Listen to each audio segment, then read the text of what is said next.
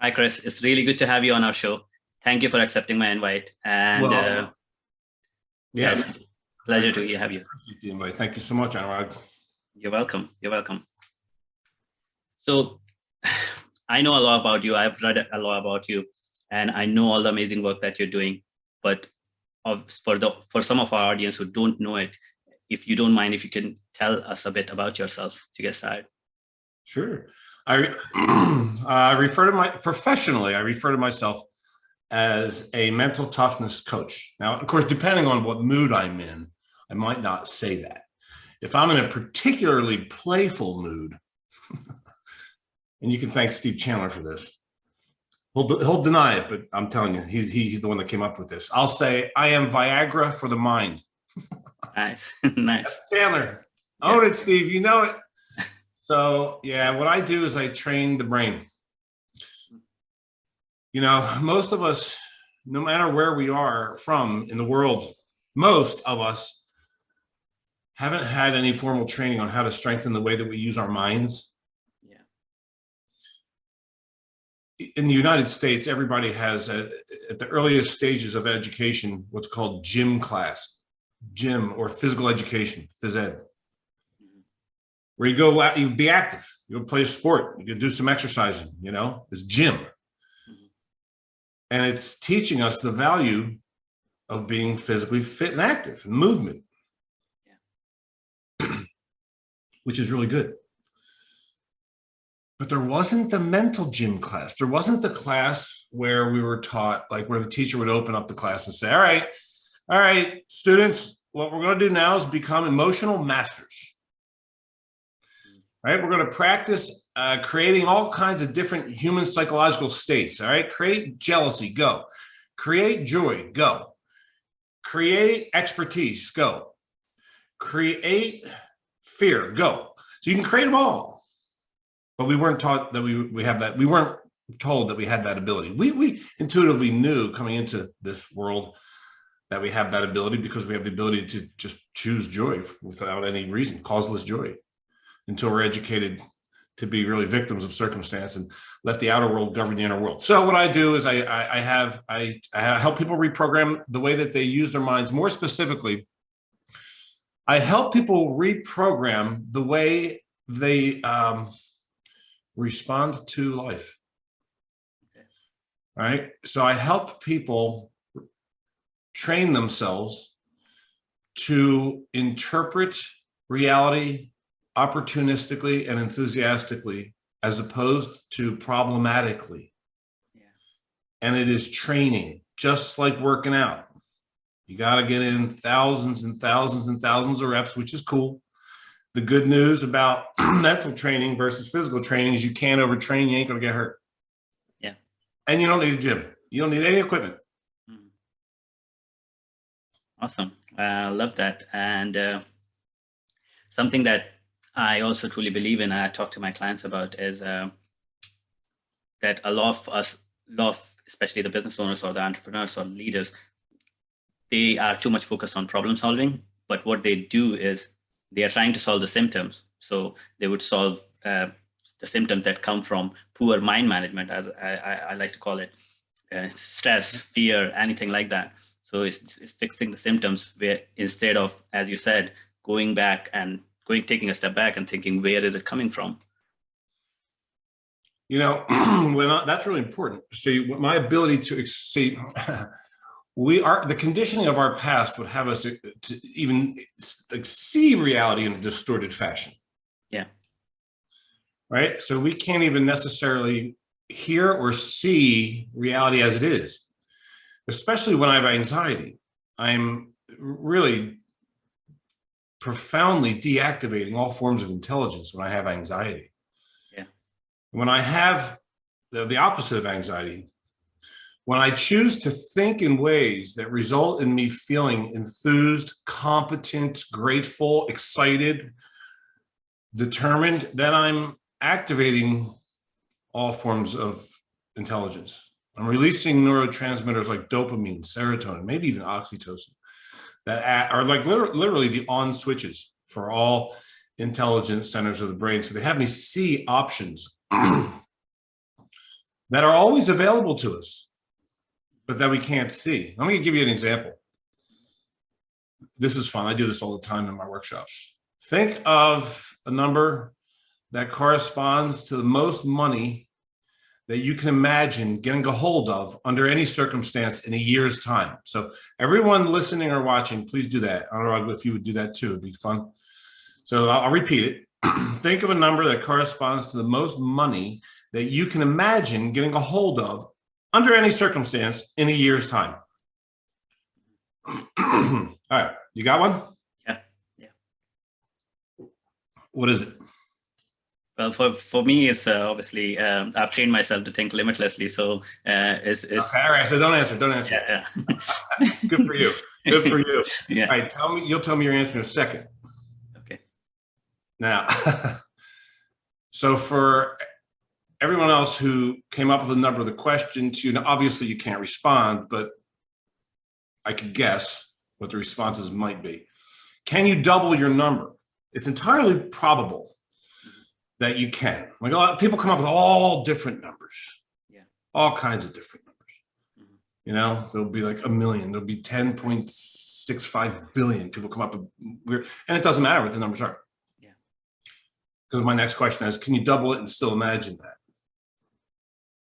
And people say, yeah, I can. Yeah. And then I say, well, then you didn't answer the question. I've been asking this question for probably 2 decades in workshops that I do. Yeah. And invariably, 99% of the people don't even hear the question I asked.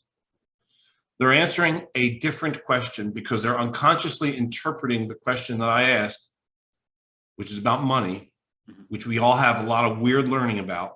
Mm-hmm. And therefore, we're unconsciously translating the question from a question about imagination, because I said, what's the most you can imagine? I didn't say the most, and they convert it into their estimate of possibility, a question about what's their estimate of what's possible based on like their vocation, salary projections, you know, blah, blah, blah. Answering a totally different question, right? So there really is only one appropriate response to that question. What was your answer?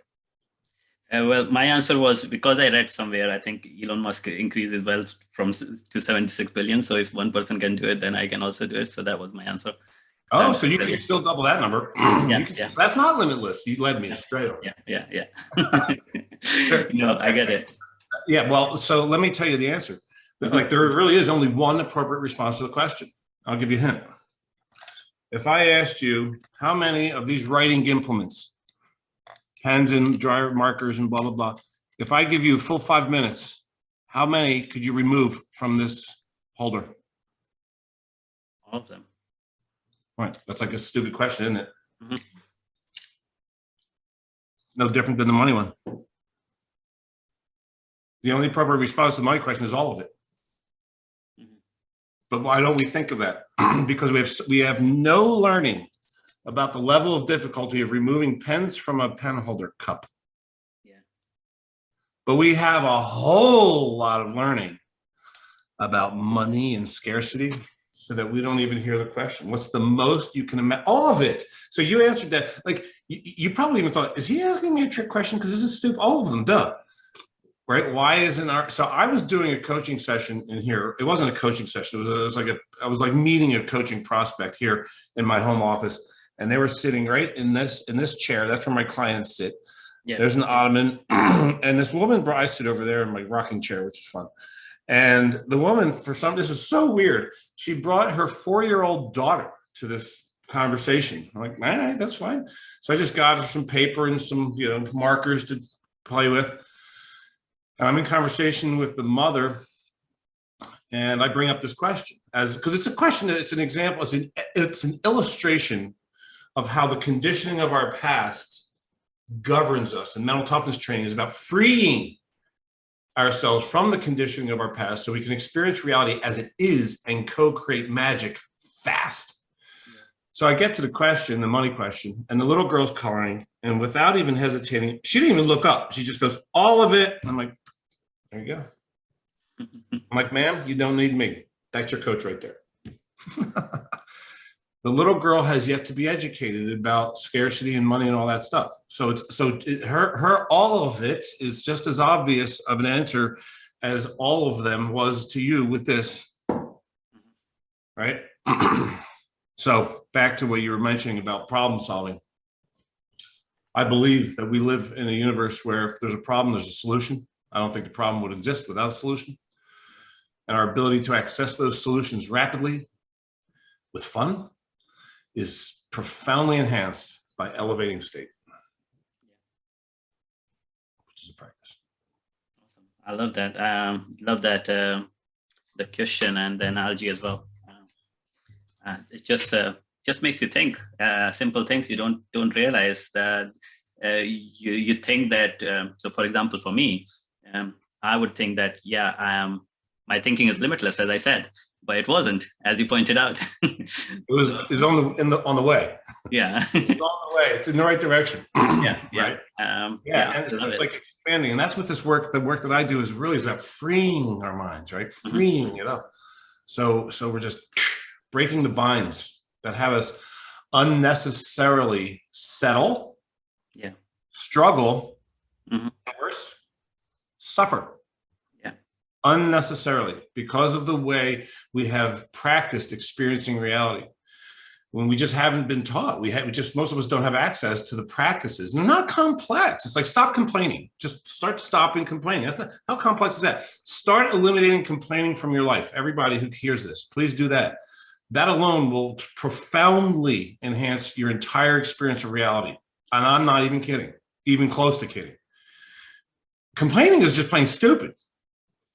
Right? The only tiny value that I think we get out of complaining would be either a little venting, right? But if we practice not having a problem with the thing in the first place, there would be nothing to vent, or bonding through negativity. But the expense, which also is not useful for the world, but the expense that comes with complaining far outweighs any benefits. So start eliminating complaining as a thing. Like, if you could visualize how different is your life, like, what are you doing with the time that you spend in complaint? Now, by the way,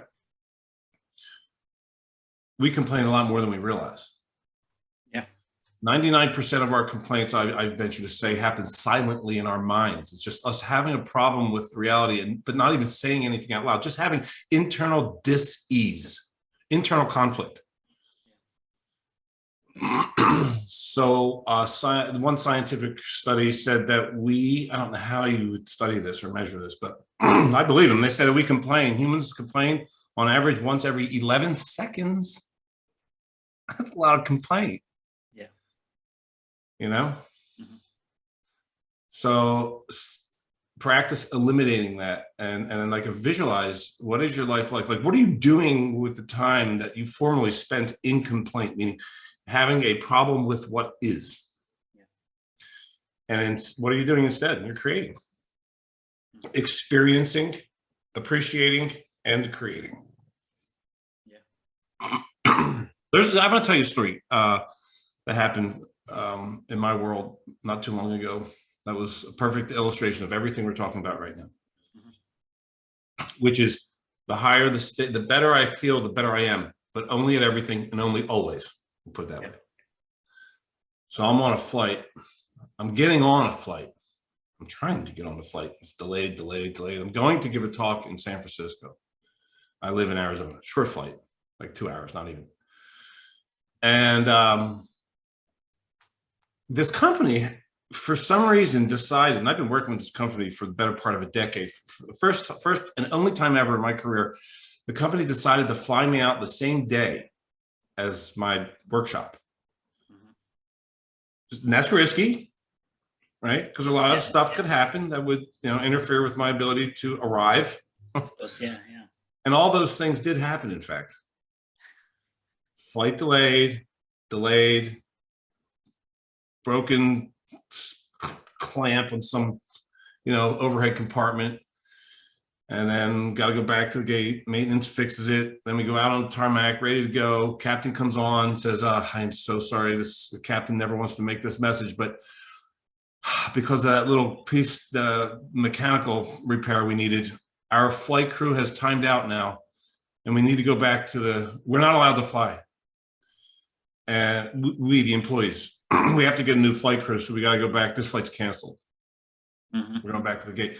And that's when, so this is like over hours and hours. Now I was flying out way early that day. So I was like, yeah, I got time. It's cool. But now I don't have time. I don't even know what's going to happen. So the whole plane lets out this collective, like, oh shit. All right. Including me. I'll own it. Yeah.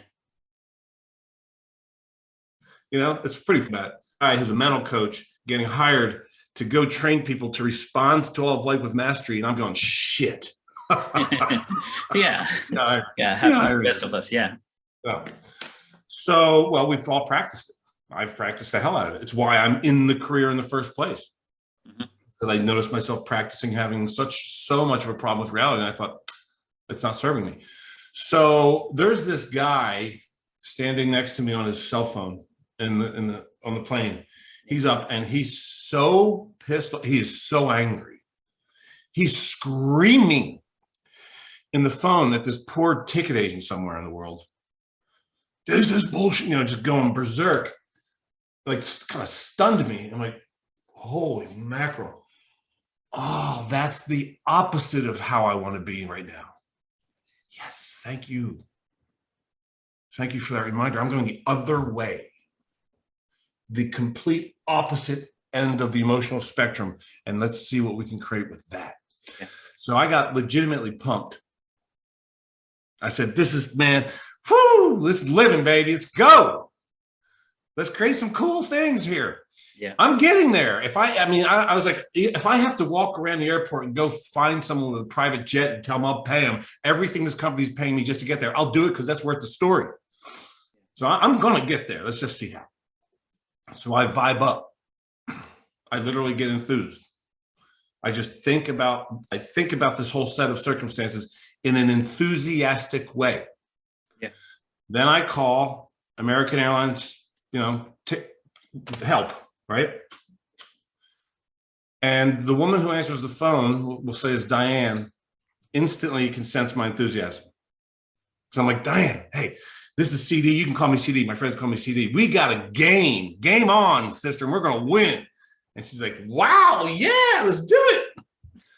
And I tell her the deal. She goes, oh, wow, okay, all right, cool, all right. So what gate are you at? I'm like, I'm still on the plane. I don't know what gate I'm at. She goes, all right, well, as soon as you get off the plane, let me know what gate you're at. So I get off the plane. I'm like sitting on the wing. So half the plane gets off in front of me. And then I get out and I say, I'm at A18. And she goes, oh, good. Can you see A9? And I'm looking down and I say, yeah, I do. I see it's way down there. And she goes, run.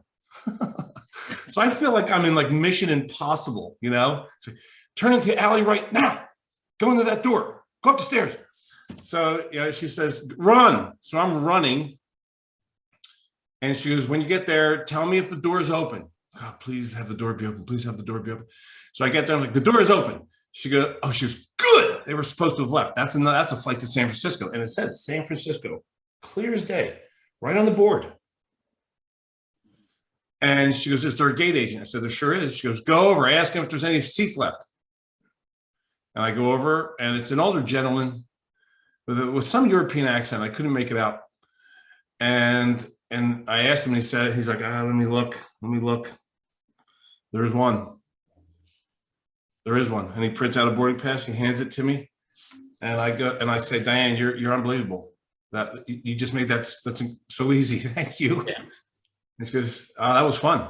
And she hangs up. So I'm walking down the jetway, and I'm like, problem solved. And the guy comes walking down after me, goes, sir, I'm so sorry. I'm so sorry. I need that boarding pass back. And I'm thinking, why? What's going on here? And he takes it from me and he rips it up. And I'm like, well, wasn't that rude? And then he hands me a first class boarding pass. Wow. I'm like, you are good. That was nicely played, sir. So there were actually 2 seats on that plane to San Francisco. The sign says San Francisco. Half the plane on my plane gets off the plane, and no one looked up. No one looked up and said, "Oh, that's this. Excuse me, sir. Are there any more seats? I just got off that flight that was canceled to San Fran." And they would have said, he would have said, yeah. Nobody, because you know why? Everybody's disgruntled. Their heads are down and they're going, "Oh, this sucks. You won't believe what just happened to me."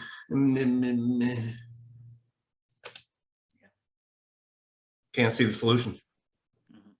Right? Obvious. Yeah. Right? I'm convinced that that's happening all the time. Yeah, definitely. Elevate state, right? Activate creative genius, create solutions, create excellence, create miracles. Yeah. I think a lot of us are too much focused on, as you mentioned rightly, complaining about the problem, that we can only see the problem. It's only if we took a step back, we see every problem has a solution. It might be very obvious. There's a great 2.5 minute clip that I use constantly in my work. And I'll send it to you if you want to put it in the notes. Send. Yeah, that'd be great. Okay, so but if anybody is like sitting at a computer and you just want to Google, or just write this down and Google it after this. You Google Amy Phoenix Open. You say that again, sorry? Say Amy, and if you Google Amy and Gary Phoenix Open. So it's a young girl named Amy and a professional golfer whose name is Gary Woodland. Yeah. And they're at the Phoenix Open on they're playing the 16th hole, which is an infamous hole. It's the party hole of the planet Earth. Okay. It is the craziest golf hole on the planet Earth. And I love it. It's right here in Arizona. I go every year. It's so good. But it's like on a pro-am day before the tournament starts. So they have like, Make-A-Wish Foundation stuff, and you can pay to play with the pros and all this. And this young girl, Amy, she won the Make-A-Wish contest thing. And her wish was to play the 16th hole at the Phoenix Open with Gary Woodland, her favorite golfer. So she wins that. And here he comes, and they have her clubs, which she didn't know. And she's like, "Oh my God." And this is a 2.5 minute video where she gets to play that hole with him. Now, she's a young girl with Down syndrome, and she is surrounded. The 16th hole is surrounded. It's literally a coliseum. There's crazy drunk people everywhere. And I'm not going to spoil it, but when you watch, please pay close attention to her language. It's amazing.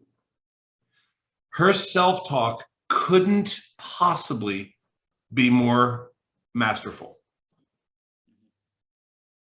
I counted the number of times she said the word yes in a 2.5 minute clip. I think it's 31. Yes. You want to play? Oh, yes. I hear you're a good golfer. Yes, I am. Isn't that beautiful? Hi, nice to meet you. I hear you're a really good golfer. Yes, I am. So perfect. So watch that. There's great learning in that short video. And the whole thing ends beautifully. So it is so awesome. That's all I'm going to say about that for now. Awesome. I'm looking forward to watching it. Yeah. So you mentioned something about self-talk. Tell us a bit more about it. So why self-talk is important, especially. So I think still there are lots of entrepreneurs, business owners, business leaders, CEOs who feel that all this mind stuff or self-talk is not somewhere business related. And yeah. Yeah. Well, they're wrong. Yeah. Buddha said, so he put it a couple, probably many, many great ways. Two of my favorite ways that Buddha articulated the answer to your question here is: one, the mind is the forerunner of all things. Yeah. That's cool and true and important. But my favorite way that Buddha articulated this is this: your whole life unfolds according to the way that you think. Boom. Your whole life, including your business life. Yeah. Your whole life unfolds according to the way that you think. And that is what self-talk is what are you thinking right now? What are you saying? What's the chatter? Right? Our language that we're using on the inner world governs the states that we're in. Right? The language creates the state, and the state creates the action creates outcomes. And so it all goes back to thinking. So I really want, if I'm really committed to excellence, I have no time for crappy self-talk. I just don't have time for it. It's a rookie mistake. But we've all been, well rehearsed. We've been trained.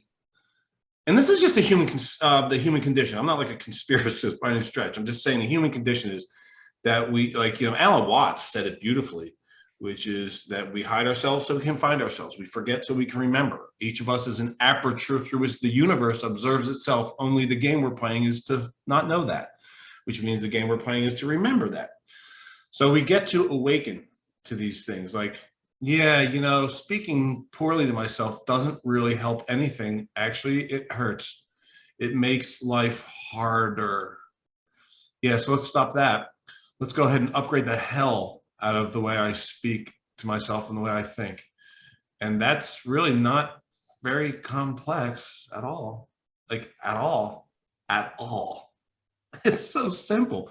It's so simple. It couldn't be simpler. It's instantaneous. It's free. There are no rules, no regulations, no policing. Speak powerfully to myself. Like, so when you watch that Amy, she's, you're going to hear her go, yes, I got this. Yes, I got this. You're going to hear her repeat that. I play word games. Okay. Right? There's great value, and that's fun. And there's also great value for the mind chemically in doing puzzles. Yeah. Like crossword puzzles, stuff like that. So I do these word games, and invariably, of course, I get stuck. And I noticed myself saying, I can't. And I stop and I imitate Amy and I go, yes, I got this. And you wouldn't believe how often I see the solution when I change my chatter. It's remarkable.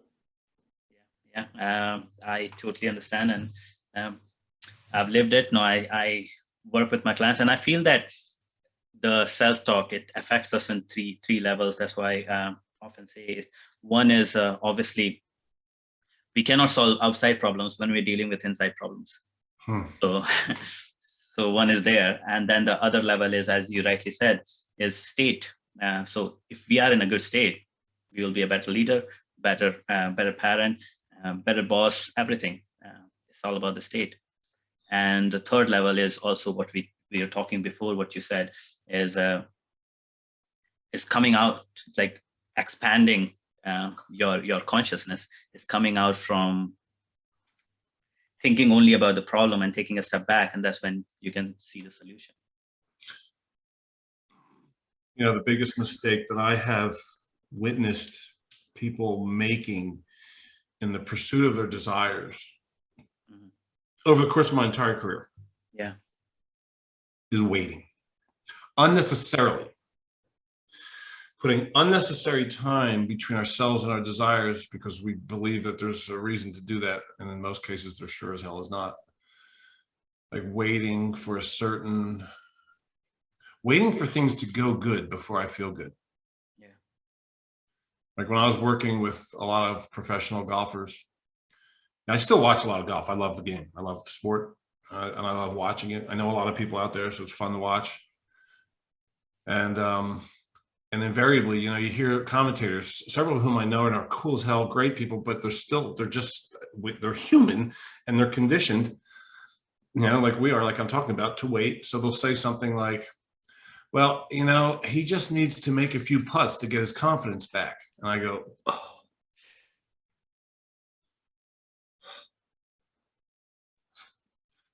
Like, no, you got it backwards. You've got it backwards. You don't want to wait to see good outcomes in order to feel great, because you don't need anything to change in order to feel great. You can just feel great now. Like you can start talking to yourself the way you would talk to yourself as if you couldn't miss. Like all you've been doing is draining putts from Foreverland, and talk to yourself like that. Talk to yourself the way you talk to yourself when you're demolishing it. And so it's called create the state, don't wait. Yeah. Create the state, don't wait. Don't wait for things in the outer world to change. The probability of the things in the outer world changing the way you want them to is magnified when you create amazing states first. Start with state. Start with state. You know, and in the business world, I talk a lot about one specific state, which is called the all-in state. I'm going to send you a link to my all-in audio program. You can share it with people for free if they want it. It's the second best creation in my life, inspired by Steve Hardison, my work with him. And it's the state of mind that we're in when we're infinitely committed. I do not know of a more powerful and effective state, psychological state, than the infinitely committed or all-in state for getting stuff done. And getting it done fast and well. Yes. With least effort, which is the zone. In sports or in music, in any performance, when people say I was in the zone, it was like, it felt easy. And I just felt lightness of being. There were no problems. And it felt like it was effortless. And that's the zone. That's our natural state, I believe. So all in, choosing to be in the all in state. And what that means is knowing that you're going to pull off the miracle without waiting for the answers to how. One of the most powerful things we can do, and this is big, like I work with a lot of companies, they got huge quotas, sales teams, big multi-billion-dollar international, companies. And they're constantly, like the quota from year to year never stays the same. It's always going up. And it's always, for most people, inconceivable how they'll hit their numbers. But then they do. And then the next day they have like a 10-minute celebration. Then they get slammed with a new quota, 20% more than that. And like, how am I going? How? The how obstacle. Like we've been conditioned to believe that we need to know how in advance in order to believe that. And we don't. In fact, the how, San Francisco, will become apparent, right? More rapidly, with least effort, when we elevate state. And one of the best states, like I said, is being infinitely committed. So I'm going to share with you, it's a 59-minute audio program that I recorded when I was in the zone. I was definitely in the zone because I recorded it in one take, which is ridiculous. It's cool. So yeah, I'll share that with you if you want to include that as a gift for your audience. Great. Yeah, that would be great. Thank you. Yeah, you're welcome. So I see something on your T-shirt, ain't bad, and I can't see the rest of the words.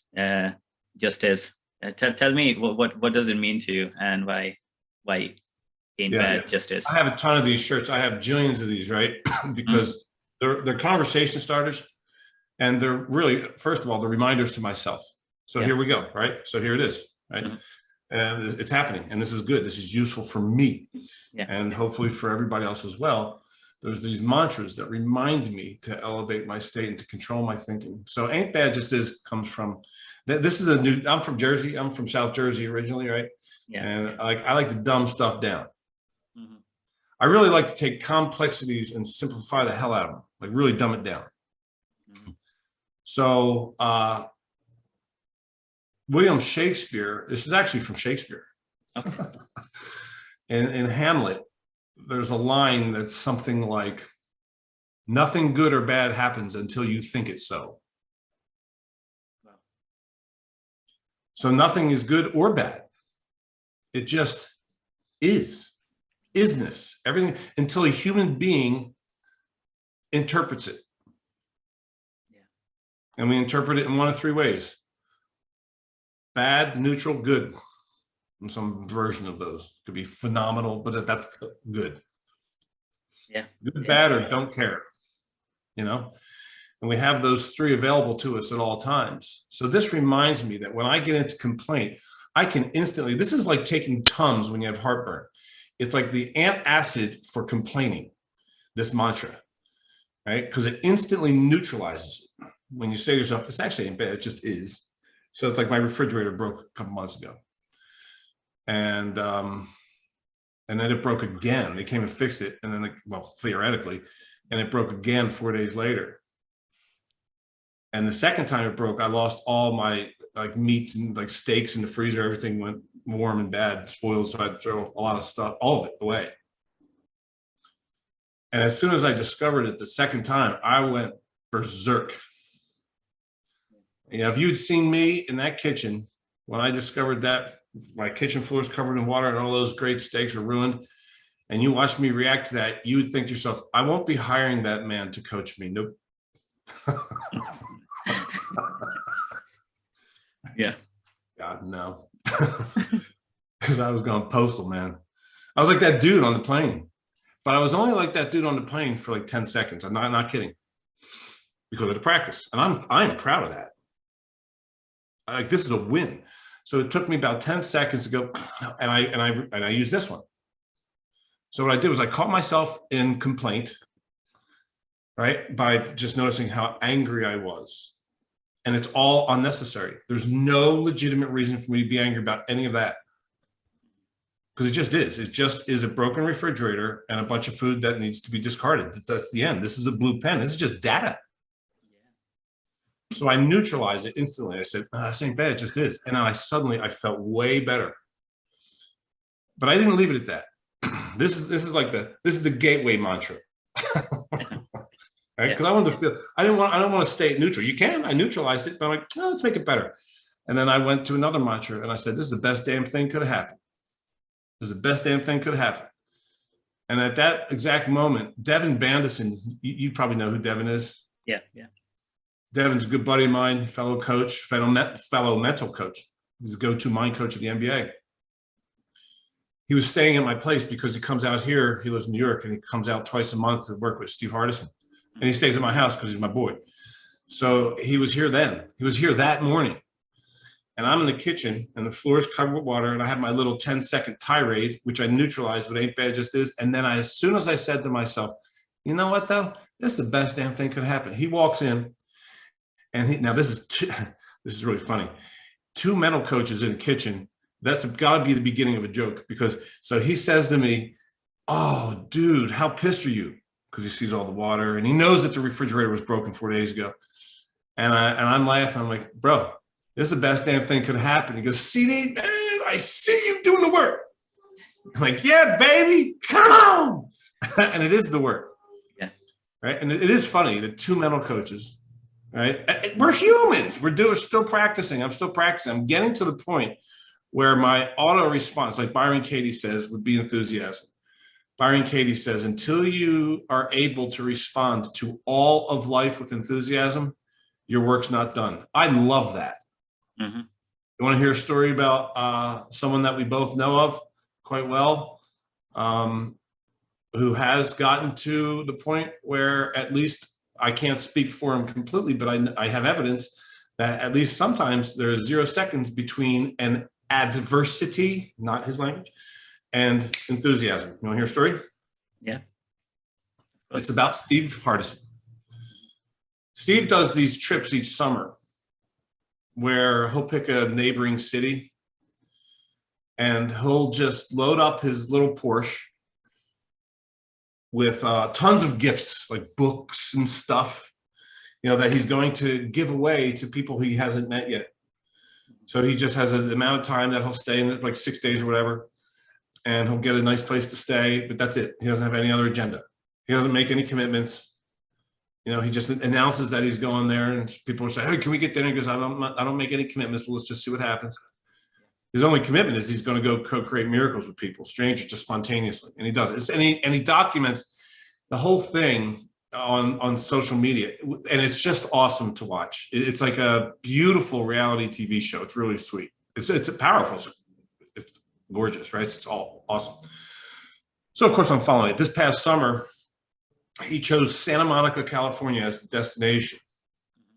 So he's got these videos going of him dancing with homeless people and stuff and giving the books away to the bellman as soon as he pulls up to the resort where he's staying. He's like spends an hour with the 3 bellmen, getting to know their names and their histories and giving them, books and posting pictures and stuff and having them go, we love this guy. So, that's what he does for the whole week. So the week is over. It was really fun to watch. He's on his way back. He makes the post. He says, this year's tour is complete, total success. Now I am so happy to go home to see my girlfriend, who happens to be my wife, Amy. I love you so much. I can't wait to get home and see you. So that's that, right? Well, apparently not. A few hours later, he makes a new post. And it says, apparently he called the Top Hat Tour. This summer's one where he comes up with fun names. He has a top hat. So his Top Hat Tour, apparently not complete yet.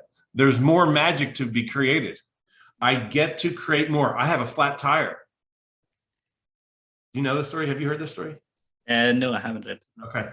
So he gets a flat tire and he's about 120 miles out from Phoenix. So that means he's in the middle of the desert. It's June, which means it's like 120 degrees Fahrenheit. It's scorching hot.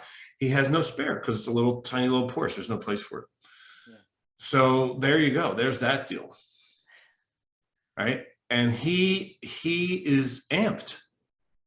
He's like saying, I get to call Porsche roadside assistance and make that person's day. Mm-hmm. And then we'll see what else happens. And it'll be amazing. And he calls and he's like that. The woman is like, oh my God, I never get calls like this. Are you, sir, are you on drugs? He's like, yes, I am. Dopamine. Yeah, baby. And you know, she's just like loving because he's just bringing joy. And he's like, so what are we going to do? What are we going to do? She goes, well, I'm going to send out Marcus, who's going to come pick you up in a flatbed, you and your car, and drive you home. And he goes, oh man, yes, man, Marcus, man, he's about to have the ride of his life and he doesn't even know it yet. And of course he does. Yeah. Like have the ride of his life. When Marcus gets there, Steve just makes his day. In the meantime, Steve's just playing around on his phone in the air conditioning, whatever. And everything's just perfect. So I'm telling this story just like I am right now, because it's a great story of like where I'm working towards. So there's no 10 seconds after the refrigerator breaks for the second time and my steaks are being thrown out. So there's no, so anyway, I want to make sure I'm telling the story appropriately because I want to make sure I'm not filling in the blanks conveniently so I can have a story to tell people. I want to make sure I'm being historically very accurate. So I call Steve and I say, hey, Admiral. That's my nickname for him. Nobody else calls him. I call him. He calls me Boatness. It's another story for another day. So I said, I'm telling you a story about the flat tire. And I want to make sure I'm telling it correctly. I have 2 clarification questions for you. And he goes, shoot. I said, first one is, how much time did it take for you to get to enthusiasm after discovering that you have a flat tire in the middle of the desert, 120 miles out from home in 120-degree heat with no spare? And he goes, 0 seconds, as if it was like an insult to the question. Yeah. Like, duh, kind of like you said, all of them, like, yeah. And I go, good, good. All right, second and final clarification question. How are you able to do that? And he goes, years and years of practice.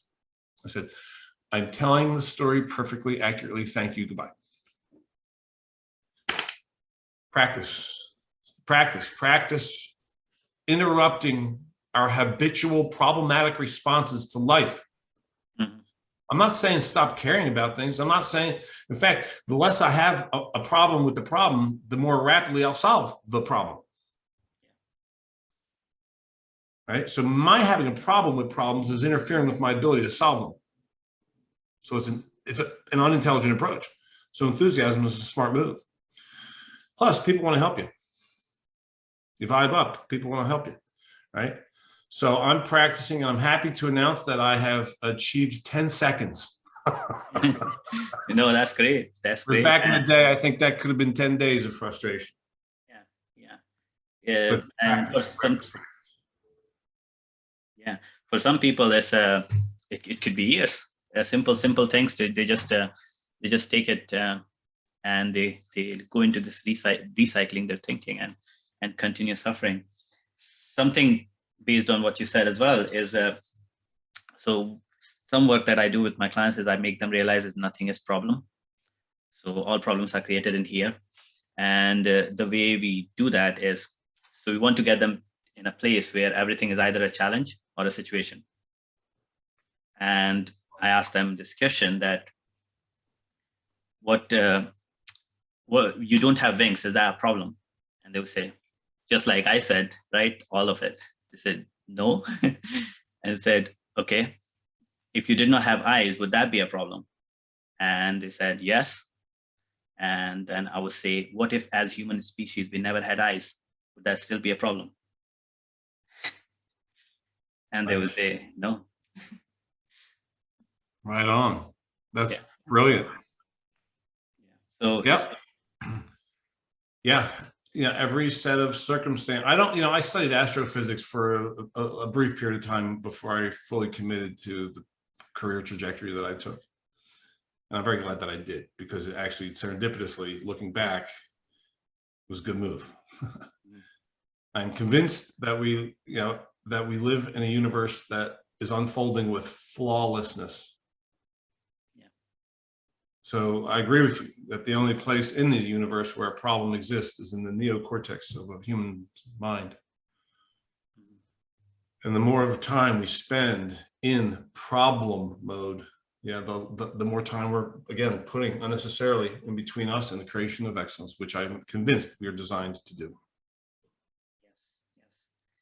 Well, thank you very much for sharing. I'm cautious of time because I don't want the episode to be too long, as much as I would like to continue this conversation. But before we go, have you got any parting wisdom for the viewers or listeners? So magic is all there is. It's the constant in this equation that we call life. The variable is my ability to slow down enough and vibe high enough so that I can co-create with that magic. That's the practice. Slow down. That, by the way, for all the business folks listening, has been the most, and I'm not even kidding, the most lucrative discipline I've ever incorporated into my life and my vocation. Slowing down, not kidding. Lucrative, among other things. Peaceful, but lucrative. So slowing down enough, vibing high enough, and then we can play along. Awesome. Thank you for sharing that. So if people want to get in touch with you, find out more about you, where can they do that? Yeah, my website is the perfect spot. It's ChristopherDorris.com. And my last name is spelled Dorris, ChristopherDorris.com. It's all there. I encourage people, I send out a daily dose. It's an email that comes to your mailbox every morning around 6 or 7 a.m., no matter where you are in the world. Mm-hmm. And it's a little nugget, right, of mental toughness gold that'll help you get your head right first thing in the day. So I encourage you on the homepage of my website to sign up for the daily dose. That is the best creation of my life. And I'm going to share with you both my number 1 and 2 best ever content creations of my life. So I'm going to give you that. Awesome. Thank you very much for doing that. And I will put all the links in wherever you are watching or listening to this. So you'll find the links in the description. And it was great to have you on the show, Chris. And it was like I had some insights. I'm sure whoever will watch and listen to this will have lots of insights. So thank you. Thank you so much. And thank you also, obviously, you Anuraj, you're doing incredible work. So thank you for your contribution to make the world a better place for me to play along with in. Thank you.